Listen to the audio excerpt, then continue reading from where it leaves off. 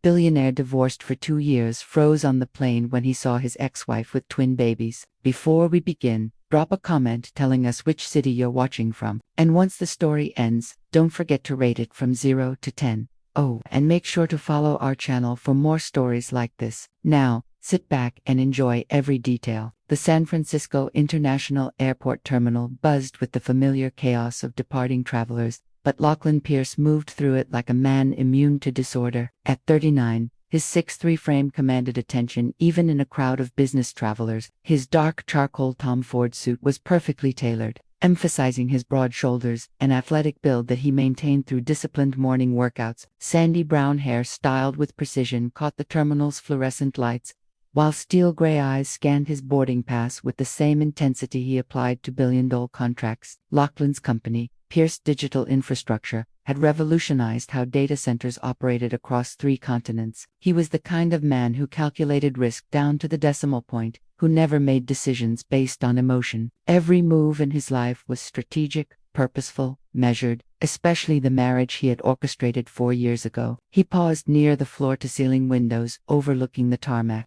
his mind drifting to that October afternoon when everything changed. The media had been relentless about his playboy billionaire image, and his board of directors had grown increasingly concerned about public perception affecting their government contracts. The solution had come to him with crystalline clarity during a late-night strategy session: marriage, but not the messy, unpredictable kind that destroyed fortunes and ruined careers. A contract marriage, clean, professional, beneficial to both parties. The woman he had chosen was sitting 3 desks away from his corner office every day. Eloan Hart, his executive assistant for 2 years, 28 years old, with porcelain skin that seemed to glow against her auburn hair, which she always wore in a sleek low bun. Her emerald eyes held an intelligence that impressed him, and a sadness she tried to hide behind rimless glasses. She dressed in muted colors, charcoal blazes, navy dresses, cream blouses, always professional, never drawing attention to her naturally graceful figure. Eloan was drowning in student debt from her MBA at Stanford,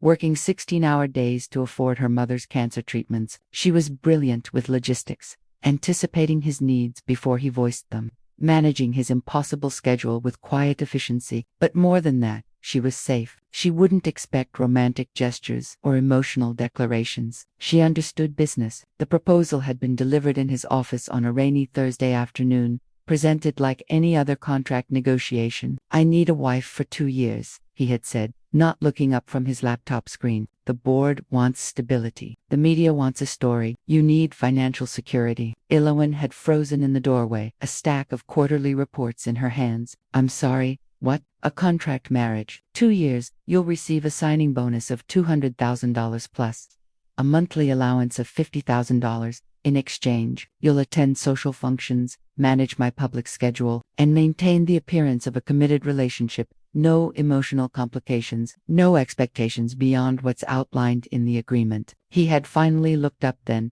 noting how her grip tightened on the reports, how her breathing became shallow, but her voice remained steady when she spoke. "And after 2 years, clean divorce, you keep everything you've earned, plus a completion bonus of $500,000. You'll have enough to start over anywhere you want." The silence had stretched between them for nearly a minute. Outside, San Francisco's autumn rain droomed against the windows of the 40th floor. "I need time to think," she had whispered. "Of course, take the weekend." She had returned Monday morning with her answer: yes. Now standing in the airport terminal, Lachlan's jaw tightened as he remembered how perfectly the arrangement had worked, too perfectly. The media loved Eloan's grace and intelligence. His board approved of her stabilizing influence. Business partnerships flourished under his new committed family man image. But somewhere between the carefully choreographed public appearances and the private moments, when they shared the same penthouse space, the lines had blurred, not in the contract, that remained crystal clear, but in the silences during their morning coffee routine, in the way she would brush his shoulder when adjusting his tie before important meetings, in the nights when professional distance collapsed entirely, those nights when she would appear in his bedroom doorway, illuminated by the hallway light, her hair loose around her shoulders and uncertainty in her eyes, when their carefully maintained boundaries dissolved in heated whispers and desperate touches, when she would curl against him afterward, her breathing gradually slowing, and he would lie awake, studying the curve of her spine, fighting the urge to say words that weren't in their contract. Words like, stay. Words like, I love you.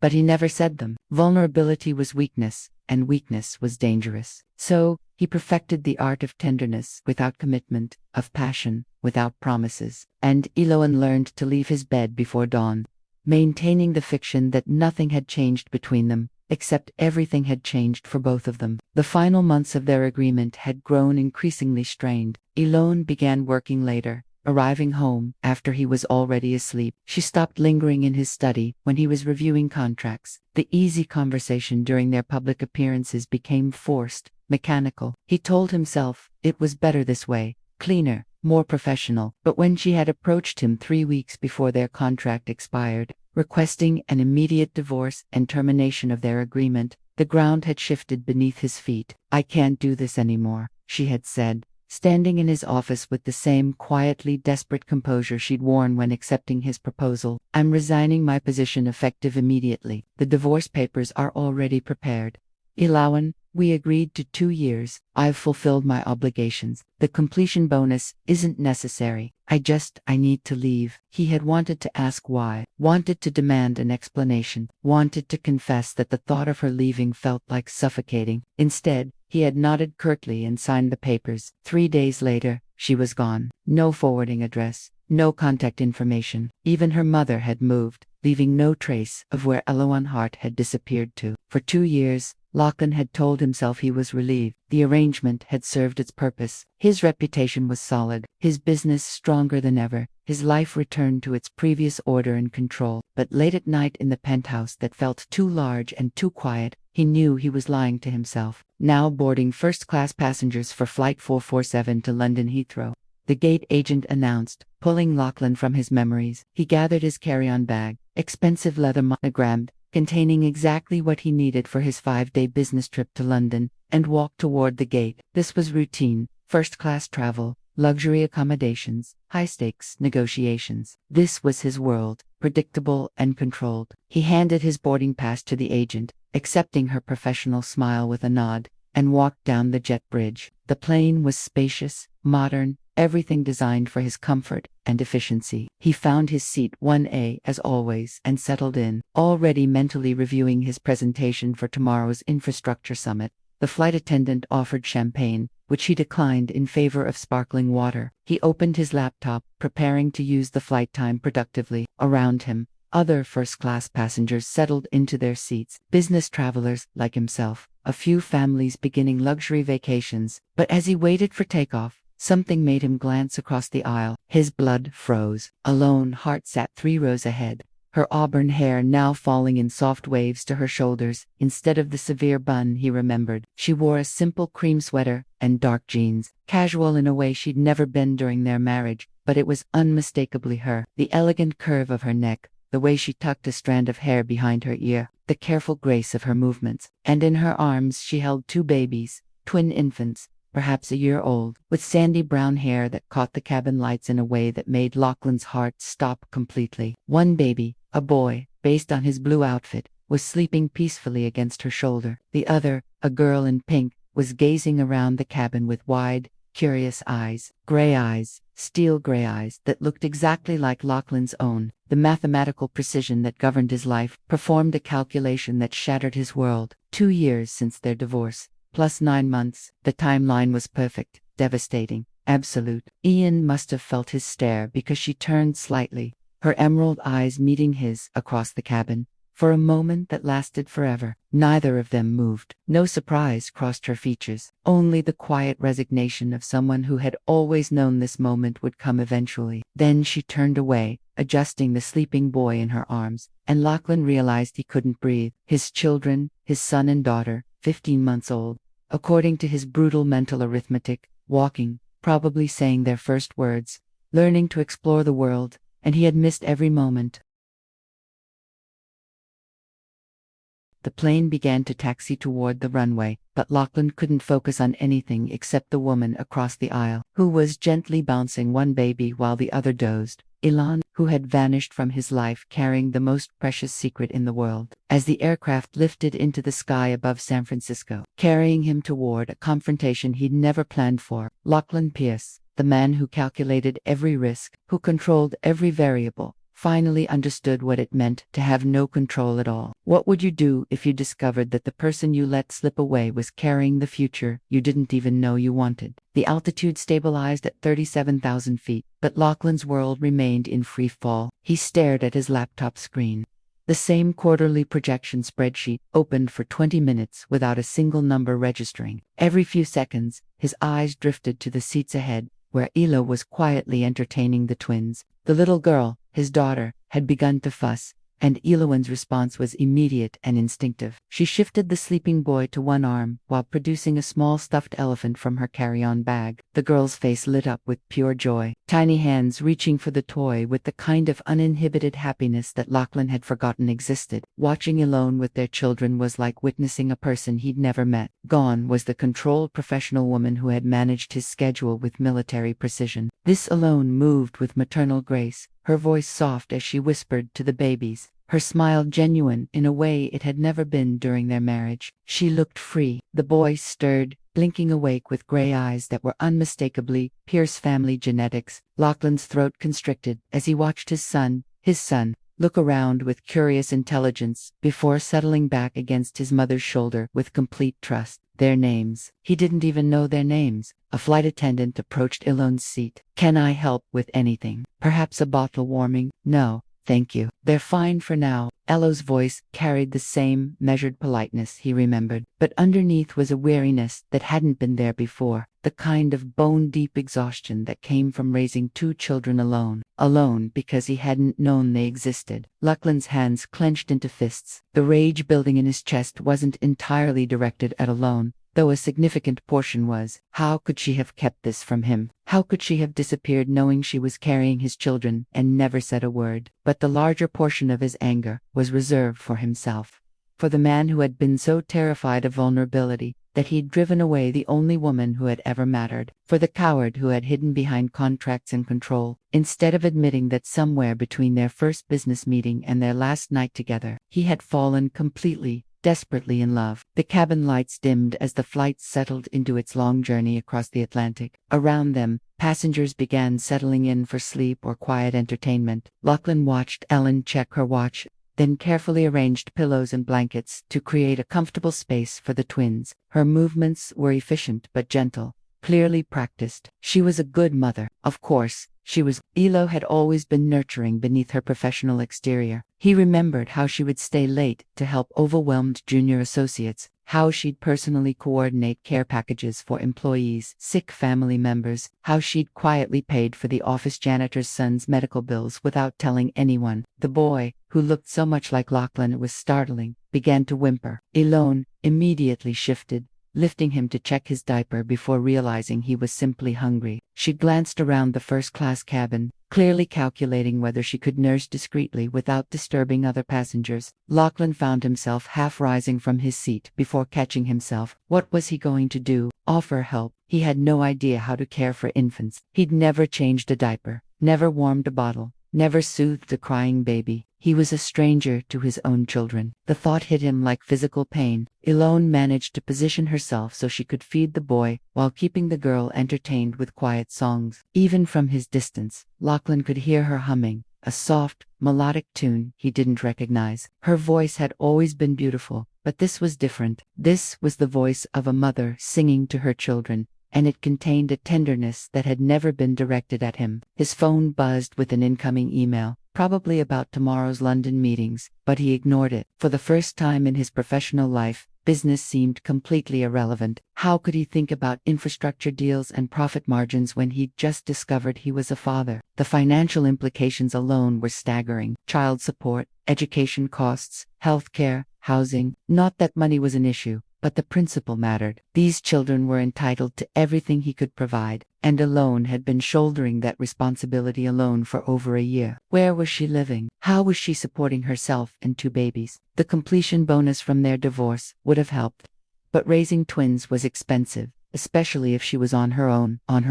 The phrase echoed in his mind like an accusation. During the darkest months after their divorce, when his penthouse felt like a mausoleum, and sleep came only with the help of expensive scotch, He'd hired private investigators to find her, not to contact her. He'd told himself he just needed to know she was safe. But Eloan Hart had vanished as completely as if she'd never existed. No forwarding addresses, no employment records, no digital footprint. Either she'd changed her name, or she'd become remarkably skilled at staying invisible. Now he understood why. She'd been protecting their children from a man who had proven himself incapable of emotional commitment. The girl began to cry, a soft, tired sound that immediately drew several passengers' attention. Eloan tried juggling both babies, but the logistics were clearly challenging in the confined airline seat. She looked exhausted, overwhelmed, and utterly alone. This time, Lachlan didn't hesitate. He stood and moved toward her seat, his heart hammering against his ribs. Eloan, she looked up,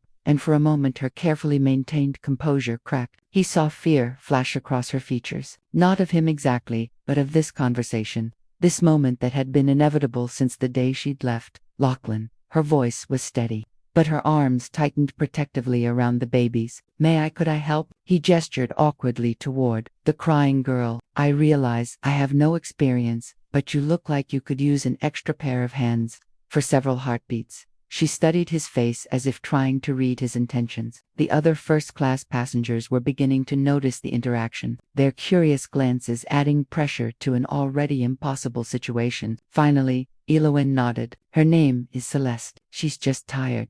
Celeste, his daughter's name was Celeste. The name felt like a gift and a wound simultaneously. And him? Lachlan asked, settling into the empty seat beside Kieran. She adjusted the boy against her shoulder. He's usually the calmer one, but flying disrupts their routine. Kieran and Celeste. Beautiful names, thoughtfully chosen names he'd had no part in selecting. Carefully, tentatively, Lachlan reached for his daughter. Celeste looked at him with wide gray eyes, so like his own that it was almost painful before deciding he was acceptable in settling against his chest with a soft sigh. The weight of her, the warmth, the complete trust she placed in him despite being a stranger, it unmade him entirely. This small person was half of him created from his DNA, and she was perfect in a way that made his throat close with emotion. She likes you, Eloan observed quietly, and there was something complicated in her voice, sadness maybe or regret. They're beautiful. Lachlan managed his voice rougher than intended. Absolutely beautiful. They're good babies, curious, smart. Kieran is already trying to walk, and Celeste loves books. She'll sit and listen to stories for an hour. The casual intimacy of her words,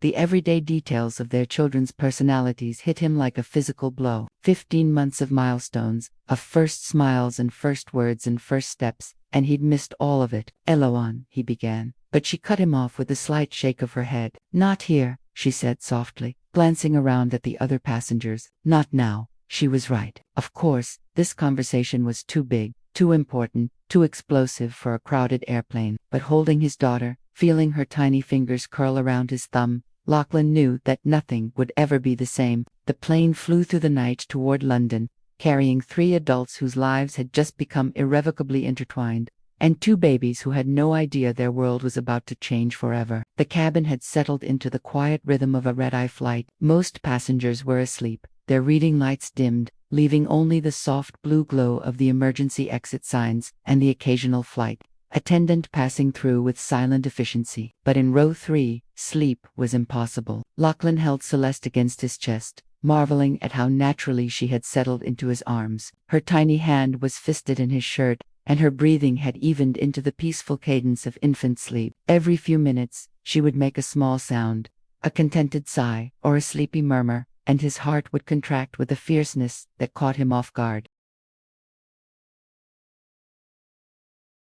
Beside him, Eloan was gently patting Kieran's back, coaxing him toward sleep after his feeding. In the dim cabin lighting, her profile was achingly familiar, yet subtly changed. The sharp angles of exhaustion had softened her features in some places, and carved deeper lines in others. Motherhood had transformed her in ways both beautiful and heartbreaking. You're staring, she said without looking at him, her voice barely above a whisper. I'm trying to understand, he replied just as quietly. How you could disappear, how you could keep this from me. Eloan's hand stilled on Kieran's back. For a long moment, the only sounds were the airplane's engines and the soft whisper of climate control. You really want to have this conversation now? She asked, finally turning to look at him. In the low light, her green eyes seemed luminous, but there was steel underneath. Here, I want to understand why my children don't know me. Something flickered across her face. Pain, maybe, or anger. Your children? The words were soft but pointed. 15 minutes ago, you didn't even know they existed, because you never told me, because you never gave me a reason to think you'd want to know. The accusation hung between them like a challenge. Lachlan felt his jaw tighten, his instinctive defensiveness rising. But Celeste shifted against his chest,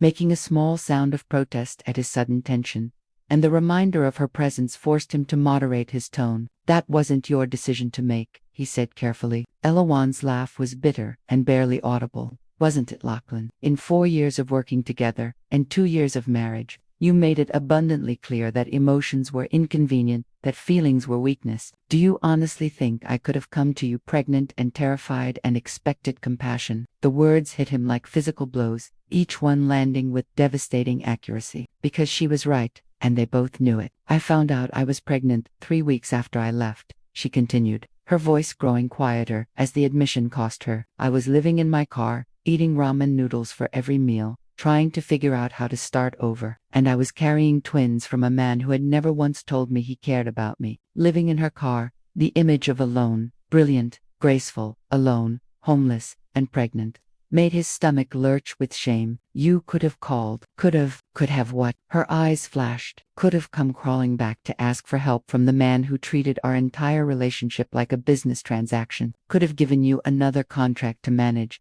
another problem to solve with money. Kieran stirred at this slight rise in her voice, and she immediately gentled her tone, resuming the soothing back. I'm sorry, sweetheart, she murmured to the baby. Mama's okay. The endearment, spoken with such natural love, cut through Lachlan's defensiveness more effectively than any argument could have. This woman had spent 15 months caring for his children alone, had built a life and a bond with them that he couldn't even comprehend. Where have you been living? He asked quietly. Eloan hesitated as if debating whether to answer. Portland. I have a small apartment above a bookstore. The owner, Mrs. Chen, has been incredibly kind. She lets me bring the babies to work sometimes. You're working in a bookstore? The question came out more incredulous than he'd intended. Is that beneath me? Her tone was sharp again. Sorry if it's not impressive enough for the ex-wife of Lachlan Pierce. That's not what I meant. He shifted Celeste more securely, noting how she instinctively curled closer to his warmth. You have an MBA from Stanford. You could be running companies. With what childcare?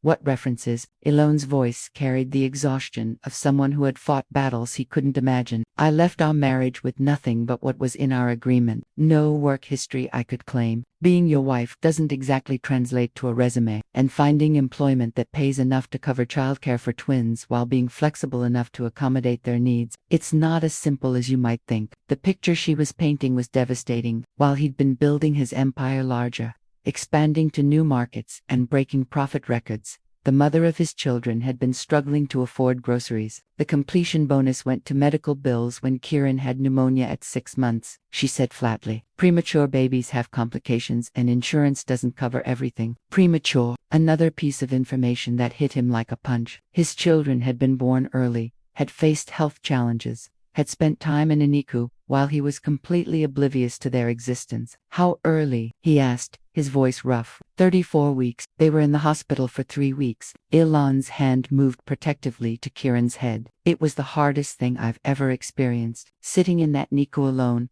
not knowing if they were going to be okay, having no one to call or lean on. The image of her in a hospital, terrified and alone, while their premature babies fought for life, nearly undid him. He had to close his eyes against the wave of self-loathing that crashed over him. Eloan, he whispered, and the name came out like a prayer or an apology. She must have heard something in his voice, because her expression softened slightly. They're fine now, completely healthy. Kieran's actually ahead on most of his milestones, and Celeste is brilliant. She recognizes letters already. Pride. That's what he heard in her voice when she talked about their children's accomplishments. Pride and love and fierce protectiveness. Emotions he had no right to share, but desperately wanted to. What are you doing on this flight? He asked. Where are you going? For the first time, Alan looked uncertain. We're moving to London temporarily. Mrs. Chen has a sister who owns a small publishing house there. She offered me a position, editorial assistant, with the possibility of working from home some days. It's not much, but it's a start.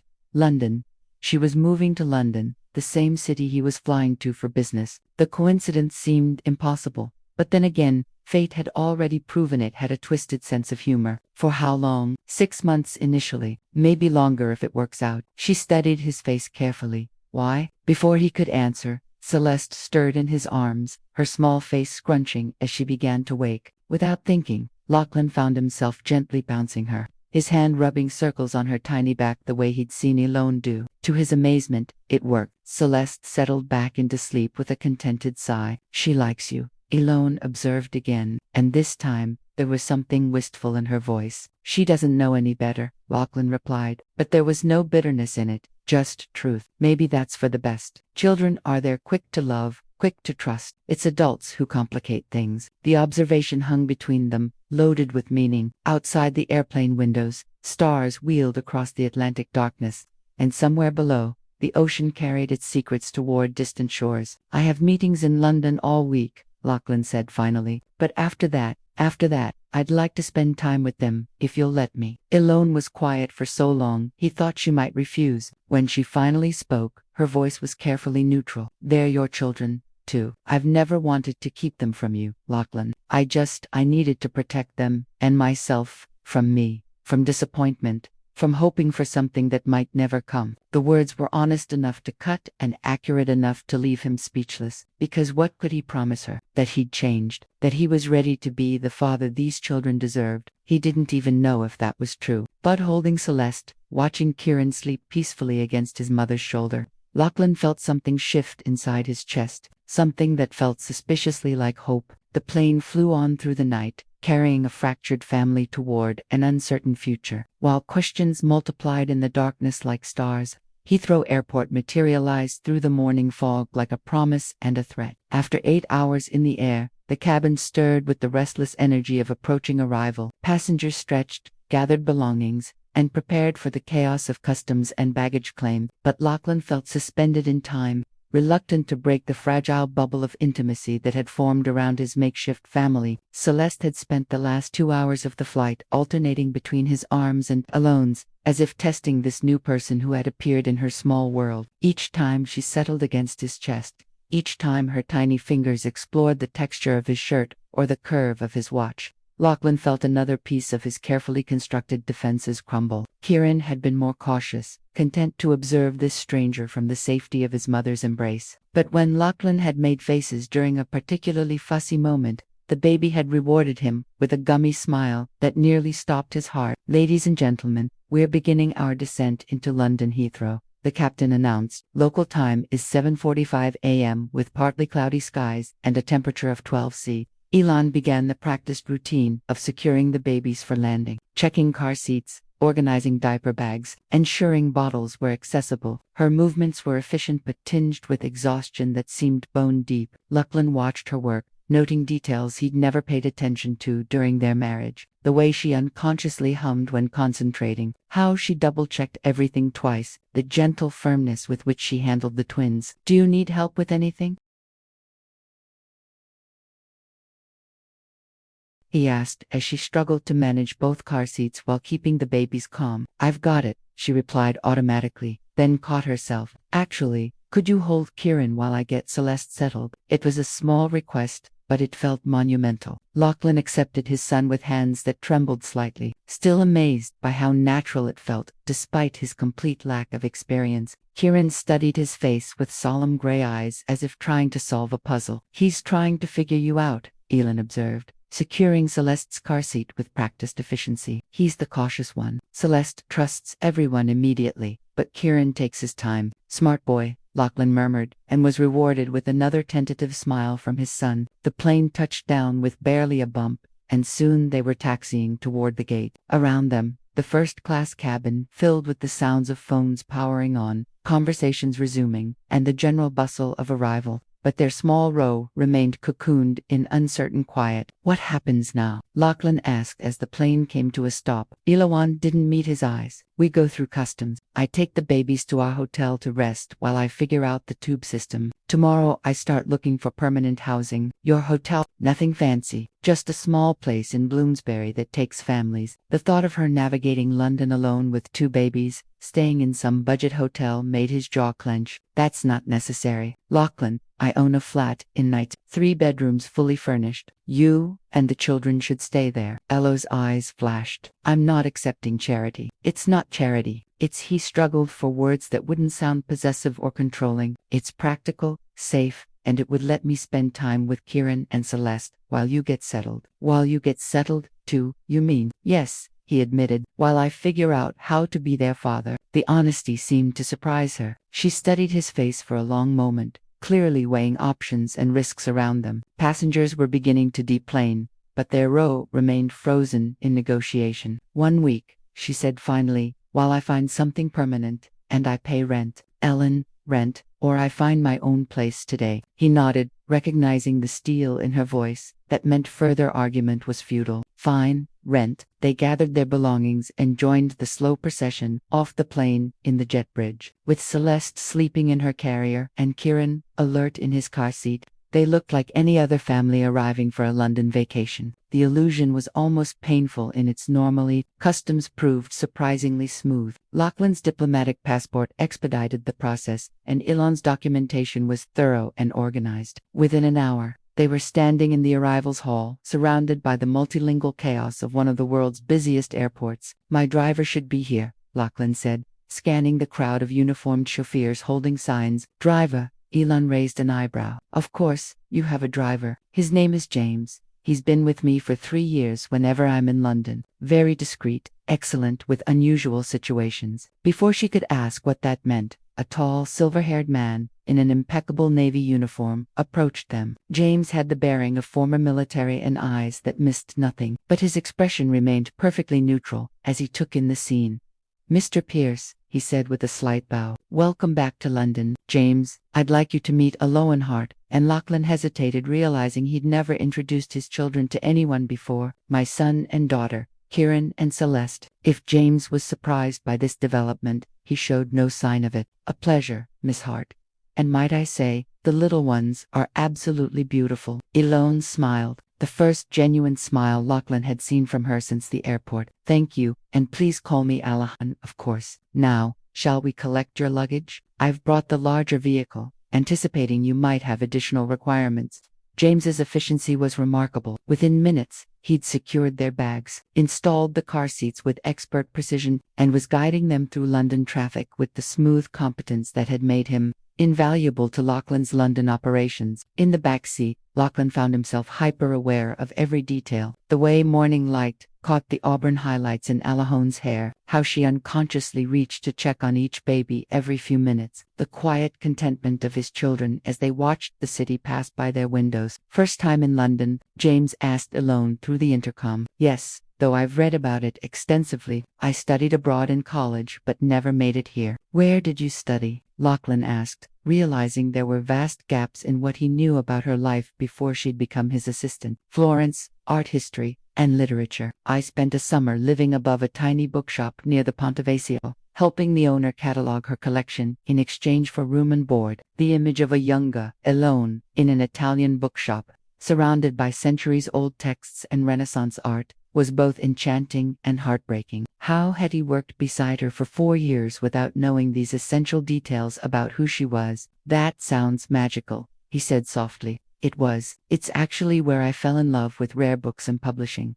Mrs. Chen reminds me of Signora Benedetti, the way she treats books like living things that deserve respect and care." Kieran began to fuss, and Eloan automatically reached into her bag for a bottle. But the motion jostled Celeste, who had been dozing, and suddenly both babies were crying in the confined space of the car. "I'm sorry," Eloan said, trying to manage both children while trapped by her seatbelt. "They're just tired and overwhelmed here," Lachlan said, unbuckling his own seatbelt and shifting to help. "I've got Celeste." For the next 10 minutes, they worked together to soothe the twins, Lachlan holding and gently bouncing Celeste while Ellen fed Kieran. It was chaotic and stressful and completely natural, as if they'd been co-parenting for years instead of hours. "You're getting better at this," Eloan observed as Celeste settled into sleep against his shoulder. "Beginner's luck." "No," she said thoughtfully. "I think you're more instinctive than you realize." The compliment, small as it was, felt like absolution. They pulled up outside an elegant Georgian townhouse in Knightsbridge, its black door gleaming in the morning light. James efficiently unloaded their luggage, while Lachlan fumbled with unfamiliar car seat latches, eventually succeeding in freeing a now awake and curious Kieran. "Welcome home," he said to Eloan, then caught himself. "I mean, welcome to London." But she was staring up at the building with something close to panic. "Lachlan, I can't afford this. The rent is whatever you think is fair. This building probably costs more per month than I make in a year. Then you'll pay what you can, and I'll consider the rest an investment in my children's safety and comfort." Before she could protest further, the front door opened to reveal Mrs. Harrison, the building's concierge, a formidable woman in her 60s who managed Lachlan's flat with military precision. "Mr. Pierce," she said warmly. Then her eyes shifted to Eloan and the babies. "And you must be our new residents. How wonderful. I've prepared the flat with everything I thought you might need for the little ones." Lachlan blinked in surprise. He'd called ahead to say he was bringing guests, but he hadn't specified. "James mentioned there would be babies," Mrs. Harrison explained with a knowing smile. "I took the liberty of arranging cribs, a high chair, some basic supplies. I hope that's acceptable." Looking at Eloan's stunned expression, at his children taking in their new surroundings with wide eyes, at this community of people who had instantly mobilized to welcome his family, Lachlan felt something shift in his chest. For the first time in his adult life, his carefully controlled world was spinning into beautiful chaos, and he was discovering he didn't want to stop it. The Knightsbridge flat was a testament to understated luxury. Floor-to-ceiling windows overlooking Hyde Park, cream silk wallpaper, antique furniture that whispered of old money and older taste. But as Eloan stepped inside carrying Celeste, the opulence felt more like an accusation than a welcome. Mrs. Harrison had indeed thought of everything. The spare bedroom had been transformed into a nursery with matching cribs, a changing station, and shelves lined with age-appropriate toys. The kitchen gleamed with new high chairs, bottle warmers, and enough baby supplies to stock a small store. "This is too much," Eloan whispered, setting Celeste's carrier down carefully. "It's practical," Lachlan replied, though even he seemed overwhelmed by the thoroughness of the preparations. "Mrs. Harrison is efficient." Kieran had fallen asleep during the car ride and remained blissfully unconscious as Lachlan transferred him to one of the cribs. The sight of his son in the elegant nursery, this child who had spent his first year in a cramped Portland apartment, created a complicated knot in Lachlan's chest. "I should let you rest," he said, hovering uncertainly in the doorway. "I have meetings starting at noon, but I could counsel don't."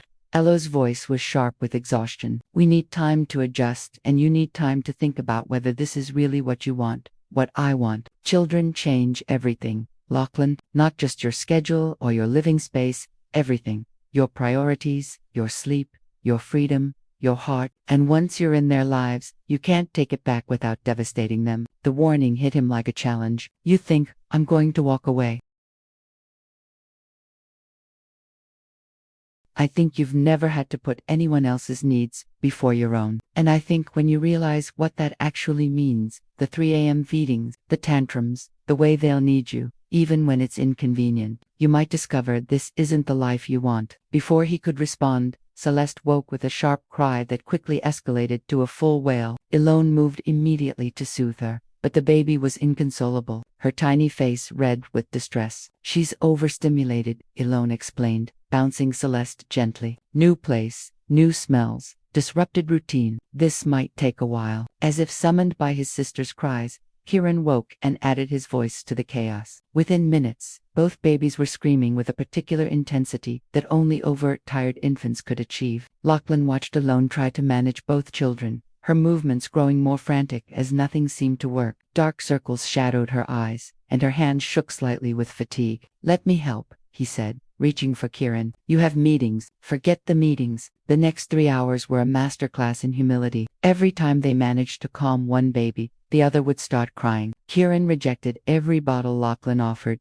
Seeming to sense his inexperience, Celeste refused to be put down, clinging to Eloan with desperate fingers. By the time both children finally fell into exhausted sleep, Lachlan felt as though he'd run a marathon. His expensive shirt was stained with spit up, his hair disheveled, and his usual composure completely shattered. Eloan collapsed onto the sofa, her head falling back against the cushions. "Welcome to parenting," she said with dark humor. "This was actually a good day. You should see them when they're teething." Lachlan sank down beside her, careful to maintain distance, but close enough to study her profile. "How do you do this alone? You adapt. You learn to function on 2 hours of sleep. You discover reserves of patience you didn't know existed." She turned to look at him. "You also cry a lot, especially in the beginning." "I'm sorry for what? For not being there, for making you face this alone, for being too much of a coward to realize what I was losing when you left." Elo was quiet for a long moment, her green eyes searching his face. "You're saying that now while they're asleep and angelic. But, Lachlan, this isn't a business deal you can optimize. It's not a problem you can solve with money or strategy. Some days they'll hate you, some days you'll question every decision you've ever made, and you'll have to show up anyway every single day for the next 18 years. I know you, because the man I married had contingency plans for his contingency plans. He needed control,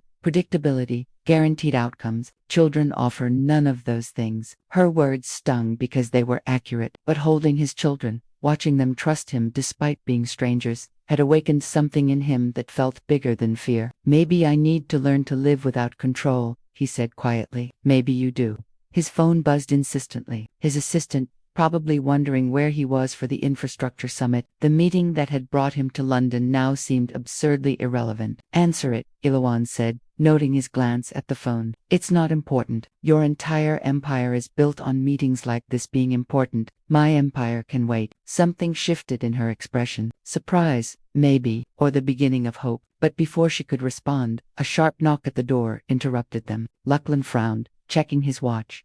Mrs. Harrison wouldn't disturb them without calling first, and he wasn't expecting anyone. The knock came again, more insistent. Lachlan moved to answer it, but froze when he heard a familiar voice calling through the door. "Lachlan, I know you're in there. Or, we need to talk." Allowance sat up straighter. "Who is that?" Lachlan's jaw clenched. "Victoria Ashworth, my former business partner." "Former? We ended our partnership 6 months ago." He hesitated, the admission awkward. "We had a brief relationship after you left. It didn't end well." The knocking became pounding, accompanied by Victoria's voice rising with frustration. "Lachlan Pierce, open this door right now, or I'm calling the tabloids about your mysterious family." Eloan went pale. "She knows about the children. I don't know how she could, Lachlan." Victoria's voice carried the edge of hysteria. "I saw the photos from Heathrow. You and some woman with babies. After everything you put me through, after you told me you were incapable of commitment, you have children." The babies stirred at the shouting, Kieran beginning to whimper. Eloan immediately moved to comfort him, but her eyes were wide with panic. "Make her leave," she whispered urgently. Lachlan moved toward the door, his mind racing. Victoria Ashworth was brilliant, vindictive, and well-connected. If she'd seen them at the airport, if she had photographs. "Victoria," he called through the door, keeping his voice level. "This isn't a good time." "Oh, I bet it isn't. You lying, manipulative bastard. Do you have any idea what I went through when you dropped me? The humiliation. And now I find out you've been playing happy families while Her voice broke, and Lachlan realized with sinking dread that Victoria wasn't just angry, she was unhinged. Behind him, both babies were now crying, triggered by the shouting and the tension in the room. Eloan looked trapped, overwhelmed, like she wanted to grab her children and run. "I should go," she said, bouncing Kieran frantically. "Take the baby somewhere safe while you handle this." "No." The word came out fiercer than he'd intended. "You're not running because of her. Lachlan, if this woman has connections to the media, if she can hurt the children, she won't hurt anyone." He moved toward the door with grim determination. "I'll handle Victoria." But as he reached for the handle, Victoria's voice rang out with vicious clarity. "I hope they're worth it, Lachlan, because by tomorrow morning, the whole world is going to know that the great Lachlan Pierce has been hiding his secret family." The threat hung in the air like poison, and Lachlan realized their fragile peace had just shattered completely. Lachlan opened the door just wide enough to step into the hallway, pulling it shut behind him to shield his family from what was about to unfold. Victoria Ashworth stood before him like a vision from his worst nightmares, impeccably dressed in a charcoal Armani suit, her platinum blonde hair swept into a perfect chignon, but her usually composed features twisted with rage and something darker. She was beautiful in the way that expensive things were beautiful, flawless, polished, and utterly cold, utterly. At 35, Victoria had built her own tech empire through a combination of brilliant strategy and ruthless ambition. She was also the only woman who had ever made Lachlan feel like he was the one being hunted rather than the hunter. Victoria. His voice carried all the authority of a man accustomed to controlling boardrooms and billion-dollar deals. "How did you find me, really?" Her laugh was sharp as broken glass. "You think you can just disappear with your secret family and I wouldn't notice? I have contacts at every major airport in Europe." "Lachlan, did you honestly think you could waltz through Heathrow with a woman and 2 babies without someone recognizing you?" Behind the door, he could hear the muffled sounds of crying babies and Eloan's gentle voice trying to soothe them. The contrast between that domestic warmth and Victoria's frigid fury was stark enough to make his chest ache. "What do you want?" he asked, though he suspected he already knew. Victoria stepped closer, and he caught the familiar scent of her perfume, Chanel No. 5. Expensive and suffocating. "What do I want? I want an explanation. I want to know why you told me you were constitutionally incapable of love, why you said commitment was a weakness you couldn't afford, when apparently you've been playing daddy all along. It's not what you think, isn't it?" She pulled out her phone, swiping through photos with vicious satisfaction. "Because these pictures tell quite a story. You looking absolutely besotted with some auburn-haired woman. You holding a baby like you've done it 1,000 times before. You playing the devoted family man you swore you'd never be." The photos were damning in their intimacy. Shots of him carrying Celeste through the airport, of his hand protectively on Eloan's back as they navigated customs, of his face transformed by an expression Victoria had never seen in all their months together. Tenderness. "Where did you get these? Does it matter? What matters is that I trusted you. I believed you when you said you weren't capable of more than what we had. I accepted your limitations, your boundaries, your cold little arrangement because I thought that was just who you were." Her voice cracked slightly. "But it wasn't, was it? You were perfectly capable of love. You just weren't capable of loving me." The accusation hit closer to home than he cared to admit. His relationship with Victoria had been convenient, mutually beneficial, and ultimately hollow. She'd been brilliant and beautiful, and everything that should have been perfect for a man like him, but she'd never been alone. "Victoria, what we had was what? A mistake, a placeholder. God, I feel like such a fool." She laughed bitterly. "Do you know what I've been through these past 6 months? The humiliation of being dropped by the great Lachlan Pierce, the whispers in boardrooms about what I must have done wrong to lose you. I never meant for you to be humiliated. No, you just meant for me to be convenient, available when you needed a +1, absent when you didn't want complications, just like you did with her, I'm guessing." Victoria's eyes glittered with malicious intelligence. "Because that's your pattern, isn't it? Keep women at arm's length, use them for what you need, then discard them when they become inconvenient. You don't know anything about Elo." Elo. Victoria repeated the name like it tasted bitter. "Pretty name, very ethereal. And those babies, they're yours, aren't they? I can see it in your face, in the way you held them. When did this happen? Was she pregnant when you were still with me?" "No." The word came out sharp as a blade. "Eloan and I, it's complicated." "Oh, I'm sure it is. But here's what's not complicated. Those photos, the story they tell, and the fact that by morning every tabloid in London is going to have them." Lachlan felt ice settled in his veins. "You wouldn't I?" Victoria's smile was predatory. "You have no idea what I'm capable of when I've been betrayed. Lachlan, you think you know me because we shared a bed for 6 months. You don't know me at all." The door behind him opened slightly and Eloan appeared in the gap, Kieran in her arms, and exhaustion written across her features. "Lachlan,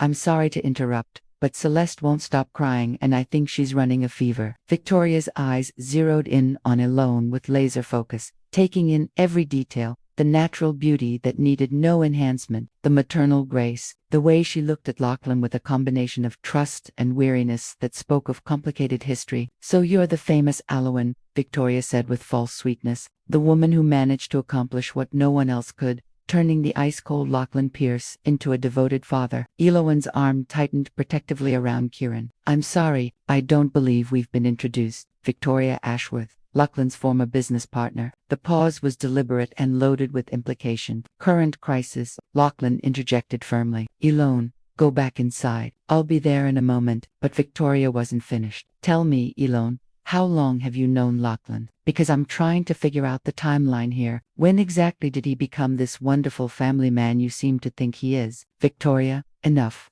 Lachlan's voice carried a warning that would have silenced most people. Victoria ignored him completely because the man I knew was incapable of genuine emotion. Charming, yes. Passionate, absolutely. But love, commitment, the kind of devotion that creates families. She laughed, cry. That man didn't exist. So either you've performed some kind of miracle, or you're about to learn some very painful truths about the father of your children. Eloan went very still, and Lachlan could see the fear creeping into her eyes. Not fear of Victoria, but fear that these venomous words might contain some element of truth. What does she mean? Eloan asked quietly. She means nothing. She's angry and trying to cause trouble. Am I? Victoria pulled out her phone again, because I have 6 months of messages here. Eloan messages, where Lachlan explained in great detail why he could never be what I wanted, why emotional attachments were weakness, why he had no interest in children, or family, or any of the things normal people value. Show her, Victoria continued, scrolling through her phone. Show her the text where you said, and I quote, "Love is a luxury I can't afford and a risk I won't take." Or this one, "Children represent chaos and unpredictability, everything I've spent my life avoiding." Each quoted message hit Eloan like a physical blow. Lachlan watched the color drain from her face, watched her hold Kieran closer, as if shielding him from the poison Victoria was spilling. Those messages were what? Lies, jokes. Victoria's voice rose, because they seemed pretty sincere when you were explaining why you were ending our relationship, when you were telling me that I was asking for something you were constitutionally incapable of giving.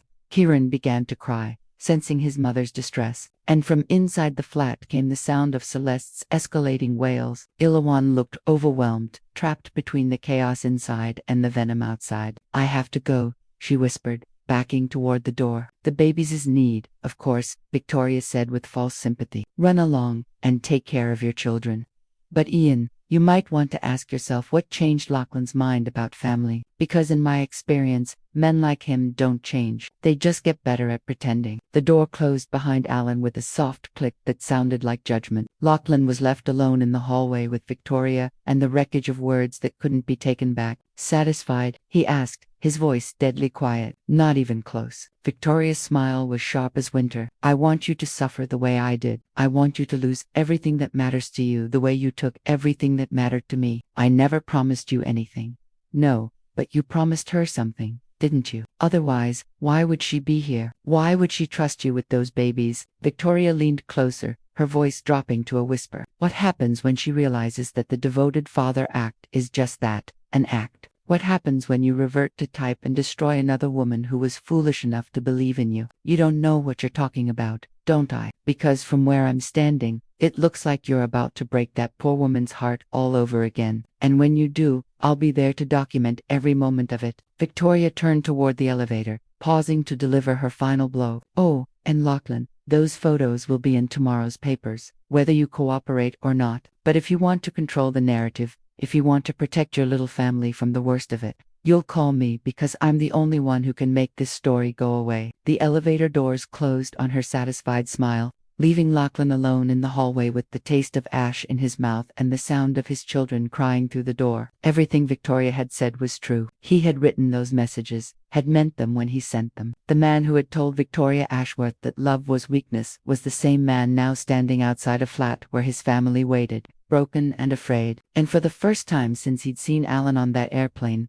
Lachlan wondered if she might be better off without him. After all, Lachlan stood outside the door for a full minute, listening to the chaos within, and trying to find the courage to face what he'd destroyed. The crying had intensified, both babies now wailing in the particular way that signaled complete overwhelm. Through the door, he could hear Eloan's voice, strained and desperate as she tried to soothe them. When he finally entered, the scene that greeted him was heartbreaking. Eloan sat on the floor of the living room, Kieran in her arms while Celeste lay on a blanket beside her, both children red-faced and inconsolable. Elo and herself looked close to tears, her hair disheveled and her hands shaking slightly as she rocked back and forth. "They can sense it," she said without looking up at him. "Children always know when something's wrong. They feel our stress, our fear, She swallowed hard. Our doubts. Lachlan knelt beside them, reaching for Celeste. His daughter turned toward him instinctively, her cries softening slightly at his touch, but her little body remained tense with anxiety. Eloan, what Victoria said, was it true? Her voice was steady, but when she finally looked at him, her green eyes held a pain that cut him to the bone. Those messages, she quoted. Did you really say those things? The silence stretched between them, broken only by the baby's gradually quieting sobs. Lachlan could lie, could claim Victoria had fabricated everything, but he'd already caused enough damage with dishonesty. Yes, he said quietly. I said those things. Eloan closed her eyes, as if absorbing a physical blow. 6 months ago when I ended things with her. 6 months after I left you. Yes. Kieran had stopped crying, and was now watching his parents with solemn, gray eyes as if he understood the gravity of the conversation happening around him. Celeste had settled against Lachlan's chest, her tiny fist gripping his shirt with surprising strength. So you moved on that quickly, Eloan said, her voice carefully neutral. Found someone new, had a relationship with her. It wasn't like that. What was it like then? Lachlan struggled to find words that wouldn't sound like excuses. Victoria and I were business partners. The relationship was convenient, mutually beneficial. She understood that it wasn't emotional until she wanted more. Until she wanted more, he confirmed. And that's when you told her that love was weakness, that children were chaos you'd spent your life avoiding. Eloan's voice grew quieter with each word. Did you mean it? I thought I did. You thought you did. She repeated the words, as if testing their weight. And now that you've discovered you have children, that you've been forced into this situation, what do you think now? The question hung between them like a challenge. Around them, the elegant flat seemed to mock the simple honesty of the moment. All this luxury couldn't buy him the right words to repair what had been broken. I think Lachlan said carefully that I was scared. I think I built my entire identity around control and success, because those were the only things that felt safe. And I think when you left, when I realized what I'd lost, I became even more committed to that lie, because the alternative was admitting I'd destroyed the best thing in my life. Elo shifted Kieran to her other arm, the movement causing him to fuss slightly. But you didn't come after me. No, you didn't try to find me. I did. The admission surprised them both. I hired investigators for 3 months. I had teams looking for you, but you'd vanished completely. So you gave up. So I told myself it was for the best, that you were better off without me. That I'd only hurt you more if I tried to drag you back into my life. And then you found Victoria. The name fell between them like a stone into still water, creating ripples of pain and regret. Lachlan watched Eloan's face carefully, noting the way her jaw tightened, the way she unconsciously pulled Kieran closer. Victoria was a mistake, he said finally. A way of proving to myself that what we had was replaceable, that I could function without needing anyone. Did it work? For a while, he paused, watching Celeste's peaceful face as she dozed against his chest until it became clear that she wanted something real. And I realized I couldn't give her what I'd already given to someone else. Ellen's eyes snapped to his. What do you mean? I mean that every night I spent with Victoria, I was thinking about you. Every conversation, every touch, every moment, I was comparing it to what we'd had and finding it wanting. She deserved better than that. You both did, so you ended it. I ended it badly. Cry. I told her all those things about love and children and emotional attachment because I was trying to convince myself as much as her. I was trying to build walls high enough that no one could get through them again. Karen had fallen asleep in Eloan's arms, his tiny face peaceful despite the turmoil surrounding him. She looked down at their son with an expression of infinite tenderness before speaking. Do you know what the worst part was? She asked quietly. When I found out I was pregnant, the first thing I felt wasn't fear or panic. It was joy, pure, overwhelming joy, because I was carrying your children, because some part of you would always be with me. Her words hit him like physical blows. And then reality set in, she continued. The reality of raising 2 babies alone. The reality of explaining to them someday why their father wasn't part of their lives. The reality of knowing that the man I'd fallen in love with had never really existed. Eloan Lachlan, because the man I married, the man I shared those nights with, was any of that real? Or was I just another convenient arrangement? Another way for you to maintain your image while keeping your heart safely locked away? The question stripped away every defense he'd ever built. every carefully constructed wall between his public persona and his private truth. In her eyes, he saw not accusation, but genuine confusion, as if she truly didn't know whether their entire relationship had been a performance. "It was real," he said, his voice rough with emotion. "God, Eloan, it was the most real thing in my life. Those nights, those moments when you would look at me like I was worth something, that was the only time I ever felt like myself. Not the CEO, not the billionaire, not the man everyone expected me to be, just me." "Then why did you let me go?" "Because I was terrified." The admission cost him everything, because loving you meant risking everything I'd built, everything I thought I was, and I was too much of a coward to take that risk. Eloan was quiet for a long time, rocking Kieran gently while she processed his words. When she finally spoke, her voice was barely above a whisper. "I used to lie awake in that hospital when the babies were in the NICU, imagining what would happen if you walked through those doors. Would you take one look at these tiny, fragile little people and decide they were too much trouble? Would you offer me money to make the problem go away? Or would you—" She paused, swallowing hard. "Would you fall in love with them the way I had? What do you think now?" "I think you love them," she said simply. "I can see it in the way you hold Celeste and the way you panic when Kieran cries. But Lachlan,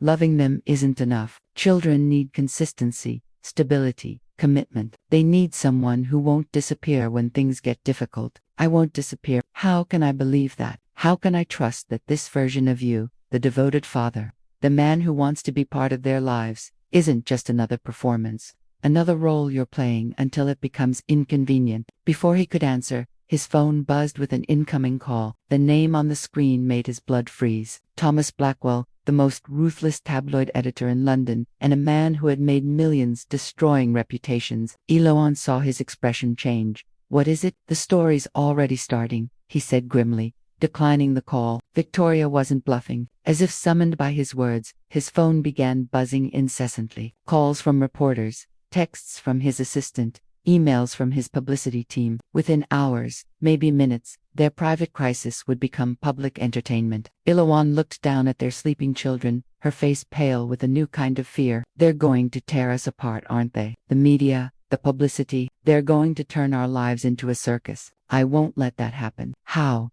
can you stop it?" Lachlan looked at his daughter, sleeping peacefully in his arms, at his son, trusting completely in his mother's embrace, and felt something crystallize in his chest, a clarity he'd never experienced before, a certainty that cut through every doubt and fear. "By telling the truth," he said, "all of it, before Victoria can twist it into something ugly." Elo stared at him in shock. "You want to go public? Tell them about the contract marriage, about the divorce, about the children." "I want to control the narrative before someone else does. I want to protect you and Kieran and Celeste from the worst of it." "And what about your reputation, your business, everything you've built?" Lachlan met her eyes, and for the first time since she'd known him, she saw no calculation there, no strategic planning, just raw, honest emotion. "None of it matters if I lose you again," he said. "None of it matters if my children grow up thinking their father was ashamed of them." Outside, London traffic hummed through the windows, and somewhere in the city, Victoria Ashworth was probably watching the chaos she'd unleashed with satisfaction. But in the quiet of the nursery, surrounded by the evidence of their complicated love, Lachlan Pierce was finally ready to stop hiding from the truth. The press conference was set for the Langham Hotel's grand ballroom, neutral territory that would prevent the media circus from descending on their temporary home. In the 6 hours since Lachlan had made his decision, his publicity team had worked with military precision to arrange what they were calling a personal statement regarding recent speculation. But as Lachlan stood in the hotel's preparation room, adjusting his tie for the third time, he felt none of his usual pre-presentation confidence. This wasn't a business deal or a strategic announcement. This was his life, his family, his heart laid bare for public consumption. Elo sat in the corner, Celeste sleeping peacefully in her arms, while Kieran played quietly with blocks on the carpet. She'd been silent during most of the preparations, speaking only to coordinate childcare arrangements and to request that James bring her something appropriate to wear. The simple navy dress she'd chosen was elegant but understated, nothing that would draw attention away from what needed to be said. "The room is full," Margaret Chen, his head of public relations, announced as she entered. "All major UK outlets, several American networks, and about a dozen international correspondents. They're expecting blood in the water. Then we won't disappoint them, Lachlan replied grimly. Margaret glanced nervously at Eloan and the children. Sir, I have to ask one more time. Are you certain about this approach? We could issue a simple statement confirming the children's existence,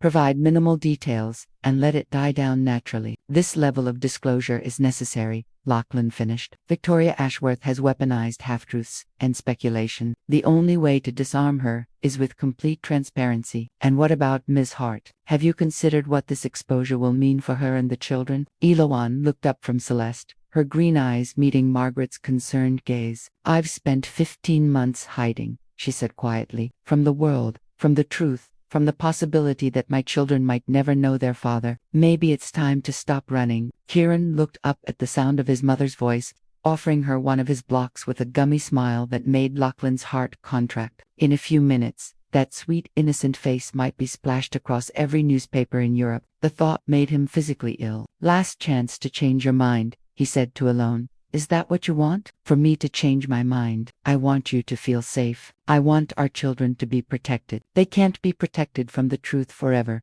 Lachlan. And maybe, it's time for the world to see that even powerful men can be human. Margaret's phone buzzed. 5 minutes, she announced. The podium is set up for 2, as requested. Are you both ready? Lachlan nodded, but as they prepared to leave, Eloan caught his arm. What if this backfires? She asked quietly. What if telling the truth just makes everything worse? Then we'll face it together, he replied, and meant it. The ballroom was a sea of camera flashes and expectant faces. Every major media outlet seemed to be represented, their reporters armed with notepads and knowing smirks. In the front row, Lachlan spotted Thomas Blackwell from the mirror, his expression hungry with anticipation as they took their places at the podium. Lachlan at the microphone, Eloan slightly behind him. The room fell silent with predatory attention. This was the moment everyone had been waiting for, the unraveling of one of Britain's most private billionaires. Ladies and gentlemen, Lachlan began, his voice carrying the authority of a man accustomed to commanding attention. Thank you for coming on such short notice.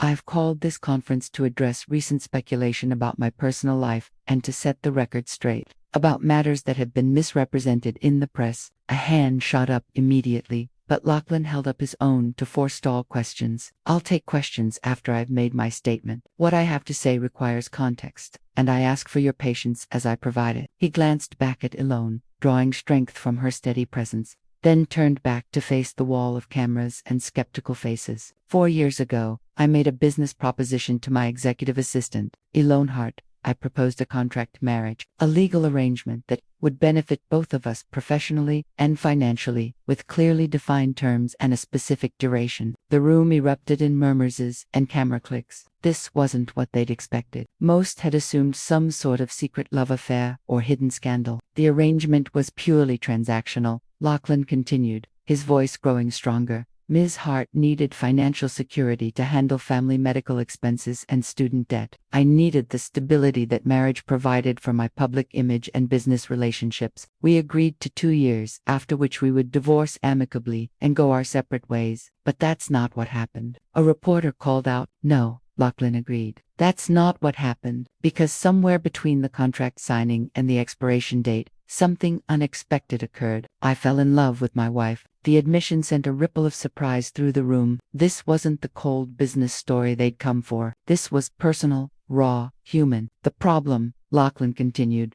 was that I was too afraid to admit it, too terrified of vulnerability, to tell the woman I loved how I felt. So, I maintained the fiction that our relationship was purely professional, even as we shared moments of genuine intimacy. Even as I felt my world shifting around her presence in my life. He paused, swallowing against the tightness in his throat. 3 weeks before our contract expired, Eloan asked for an immediate divorce. She left our marriage, left her job, and disappeared from my life completely. And I let her go because I was too much of a coward to fight for what mattered most. Why are you telling us this now? Thomas Blackwell called out. What's changed? Lachlan looked back at Eloan again, seeing the tears she was trying to hide, the way her hands trembled slightly as she listened to him lay their story bare. What's changed? He said, turning back to the room, is that yesterday I discovered that my ex-wife has been raising my children alone for the past 15 months. Twin babies, a son and daughter who were born after our divorce, who have spent their entire lives not knowing their father existed. The room exploded. Reporters leaped to their feet, shouting questions, camera flashes going off like lightning. The revelation was bigger than anyone had anticipated. "Mart," a voice called out over the chaos. "Why didn't you tell him about the pregnancy?" Eloan stepped forward to the microphone, her voice soft but clear enough to cut through the noise, because she said, "I was afraid he would see them as another contract to manage, another problem to solve with money rather than love. And because I couldn't bear the thought of my children growing up feeling like obligations rather than blessings." "Are you together now?" another reporter shouted, where Eloan glanced at Lachlan, uncertainty flickering across her features. "We are learning how to be parents together, learning whether the love we shared was real enough to build a family on." "Mr. Pierce," Thomas Blackwell stood, his voice carrying over the crowd. "Sources suggest this reunion wasn't entirely voluntary, that you were forced into this situation by circumstance rather than choice. How do we know this isn't just another business arrangement?" The question hung in the air like a challenge. This was the moment of truth, the chance to retreat into safe, sanitized responses, or to risk everything on honesty. Lachlan looked out at the room full of skeptical faces, then back at Eloan, who was watching him with something like hope in her eyes. "You want to know if this is real?" he asked, stepping away from the podium to stand beside her. "You want to know if my feelings for this woman and our children are genuine?" He took Eloan's hand,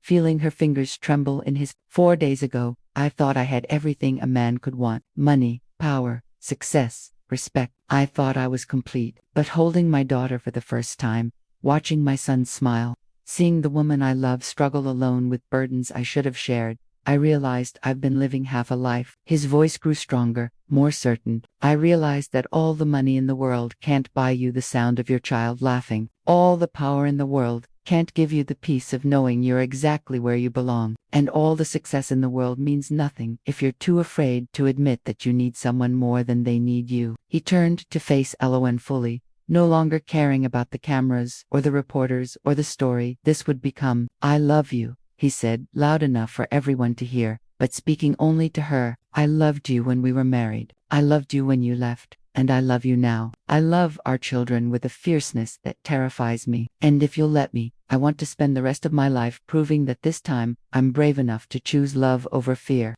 The room had gone completely silent. Even the cameras had stopped clicking. In that moment, there was only Lachlan and Eloan, and the truth hanging between them, like a bridge across an impossible chasm. Tears were streaming down her face now, and her hand tightened in his. "You terrible, wonderful man," she whispered, just loud enough for the microphones to catch.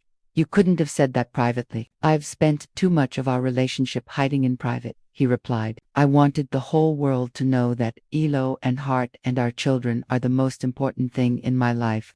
The room erupted again, but neither of them was paying attention anymore, because in the middle of a media circus surrounded by strangers and cameras and the weight of public scrutiny, they had finally found their way back to each other. And this time, Lachlan wasn't going to let fear make him lose her again. The aftermath of the press conference hit like a tsunami. Within hours, their story dominated every news cycle from London to New York. Pierce family was trending globally with reactions ranging from romantic admiration to cynical skepticism. But in the quiet sanctuary of the Knightsbridge flat, none of the outside noise mattered as much as the conversation that still needed to happen. Eloan sat on the nursery floor, watching Kieran and Celeste play with the expensive toys Mrs. Harrison had provided. Both children seemed blissfully unaware that their faces were now splashed across newspapers worldwide, their innocent smiles captured by telephoto lenses as they had been carried from the hotel. "Do you regret it?" Lachlan asked from the doorway, his voice carefully neutral. She looked up at him, this man who had just appended his entire carefully constructed life for her and their children. He'd changed out of his press conference suit into jeans and a simple gray sweater, but he still carried the tension of someone waiting for judgment. "Which part?" she asked. "The press conference, the truth, or falling in love with you in the first place?" "Any of it. All of it." Elo considered the question while Celeste crawled over to her, pulling herself up on unsteady legs to demand attention. Their daughter had been particularly clingy since the chaos began, as if sensing the emotional upheaval around her. "I regret that it took this long," she said finally. "I regret that we wasted 2 years being afraid of what we felt. I regret that our children's first public appearance was at a press conference, instead of at a park or a playground like normal families. But I don't regret the truth, and I don't regret loving you even when it nearly destroyed me." Lachlan stepped into the room, sitting cross-legged on the floor beside them with an unconscious grace that would have surprised his business associates. Kieran immediately crawled toward him, fascinated by this person who was becoming less of a stranger with each passing hour. "There's something else we need to discuss," Lachlan said, lifting Kieran onto his lap. "Victoria called an hour ago." Eloan's body tensed. What did she want? To congratulate me on my performance, as she put it. She seemed to think the press conference was just another strategic move. "And what did you tell her?" "That she'd lost, that her threats were meaningless now that the truth was public." Elo studied his face, noting the way his jaw tightened when he mentioned Victoria's name. "But that's not all, is it?" Lachlan was quiet for a moment, bouncing Kieran gently while he found his words. "She made it clear that this isn't over, that she has other ways to hurt us, hurt the children. She mentioned custody challenges, investigative journalists, ways to make our lives hell that don't require tabloid headlines." Fear flickered across Eloan's features. "She can't take them away from us." "No, she can't. But she can make fighting to keep them expensive and traumatic. She can drag our private lives through court proceedings, force invasive investigations into our fitness as parents." Celeste began to fuss, and Ellen automatically lifted her, using the familiar routine of maternal comfort to steady herself. "What are you saying?" "I'm saying that being with me puts you and the children at risk. That loving me comes with consequences you shouldn't have to face." The words hung between them like a test, and Eloan felt the familiar fear creep up her spine. The fear that he was looking for an exit, a reason to retreat back into his carefully controlled world. "So, what do you want to do?" she asked, her voice carefully neutral. "I want to marry you," he said simply. The words hit her like a physical shock. "What?" "I want to marry you for real this time. Not a contract, not an arrangement, not a strategic alliance. I want to marry you because I love you and I want our children to grow up in a home where their parents choose each other every day." Eloan stared at him, searching his face for any hint of calculation or strategy. But all she saw was raw honesty, and something that looked suspiciously like hope. "Lachlan, I know it's crazy. I know we have 1,000 things to work through, and I know I have no right to ask for another chance after everything I've put you through. But alone, I can't lose you again. I won't survive it this time." Before she could respond, the doorbell rang with sharp insistence. They both froze, remembering the media circus outside. But James's voice came through the intercom. "Mr. Pierce, there's a Dr. Sarah Chen here to see Miss Hart. She says it's regarding the children's medical records." Ellen went pale. "She's not supposed to be here for another 2 days." "Who is she?" Lachlan asked. "The pediatrician who's been treating Kieran and Celeste in Portland. She was supposed to forward their medical files to a London practice, but she said she wanted to examine them one more time before the transition." Something cold settled in Lachlan's stomach. "You didn't arrange for her to come here?" "No. And she doesn't have this address." They looked at each other with growing alarm. James' voice came through the intercom again. "Sir, should I send her up?" "No," Lachlan said sharply. "James asked to see her identification and called building security." "Of course, sir." Eloan was already moving, gathering the babies with quick efficiency. "Something's wrong. Dr. Chen would never show up unannounced, and she certainly wouldn't have our address." Lachlan's phone buzzed with a text message. When he read it, his blood turned to ice. "You should have taken my offer when you had the chance. Some secrets are bigger than love stories, Victoria," he said grimly, showing Eloan the message. "What secrets? What is she talking about?" Before he could answer, James's voice crackled through the intercom again, but this time with urgency. "Mr. Pierce, the woman downstairs isn't Dr. Chen. She's a private investigator named Miranda Davies. She claims to have information about Miss Hart that you need to see immediately." Elo's face went white. "Miranda Davies," she whispered. "You know her. She's the investigator who helped me disappear after our divorce, the one who created my new identity, helped me stay hidden." Eloan's voice shook. "If she's here, it means someone with serious resources has been looking for me. Victoria, but why now? What could she possibly hope to gain?" Lachlan's mind raced through possibilities, each one worse than the last. Victoria was brilliant, vindictive, and patient. If she'd hired the same investigator who had helped Eloan vanish, It could only mean she'd uncovered something devastating. His phone rang. Victoria's name on the screen made his jaw clench, but he answered. What do you want? To make you an offer. Victoria's voice was silk over steel. One last chance to save your little family from complete destruction. I'm listening. Meet me tonight alone. The Shard observation deck, 10 p.m. Come alone, or I promise you that, by tomorrow morning, Eloan Hart will be facing charges that will destroy her life and take those children away from both of you forever. The line went dead. Eloan had heard enough to understand the threat. What charges, Lachlan? What is she talking about? I don't know. But we're going to find out. He stood, his face set with grim determination. Call Margaret. Tell her to get our lawyers here immediately. Call Mrs. Harrison and ask her to arrange security for the building. Where are you going to end this? Not alone. Eloan stood as well, still holding Celeste. Whatever Victoria thinks she knows, whatever she's planning, we face it together. Eloan, if she's right, if there are charges, then we'll fight them together. But I'm not letting you walk into whatever trap she set without backup. The children, James and Mrs. Harrison, can watch them for a few hours. They'll be safer here than anywhere else. Lachlan looked at his family, at Kieran, reaching for him with complete trust, at Celeste content in her mother's arms, at Eloan standing ready to fight beside him despite every reason to run. You could leave, he said quietly. Take the children and disappear again. Miranda Davies could help you.